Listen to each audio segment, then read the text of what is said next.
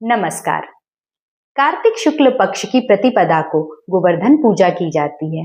इस दिन घर घर में गोबर से गोवर्धन पर्वत का स्वरूप बनाया जाता है और गोवर्धन भगवान को अन्नकूट का भोग लगाया जाता है।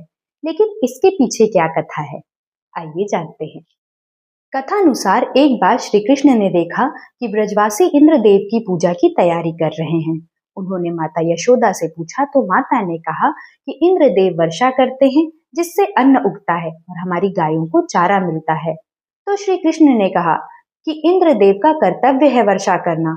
यदि हमें पूजा करनी है तो गोवर्धन पर्वत की पूजा करनी चाहिए, जो हमें फल फूल अन्न और चारा देते हैं। श्री कृष्ण की बात से सहमत होकर सभी ने इंद्रदेव की पूजा छोड़कर गोवर्धन पर्वत की पूजा शुरू कर दी, जिससे इंद्रदेव क्रोधित हो गए और क्रोध में आकर उन्होंने मूसलाधार वर्षा शुरू कर दी, जिसकी वजह से चारों ओर जल भराव हो गया और लोग भयभीत होकर श्री कृष्ण के पास पहुंचे।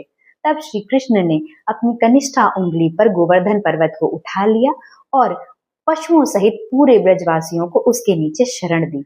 इंद्रदेव का क्रोध और बढ़ा, पर भगवान ने सुदर्शन चक्र को आदेश दिया कि वे वर्षा को नियंत्रित करें और शेषनाग को चारों ओर से जल को रोकने को कहा।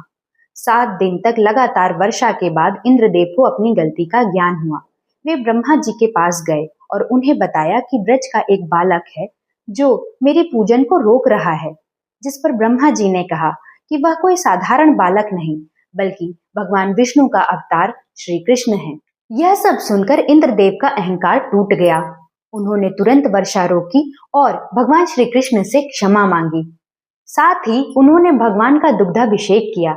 जिस स्थान पर अभिषेक हुआ उसे सुरभि कुंड कहा जाता है। भगवान श्री कृष्ण ने सभी से कहा कि हर वर्ष इसी तिथि को गोवर्धन पूजा और अन्नकूट पर्व मनाया जाए और तभी से यह प्रथा चली आ रही है।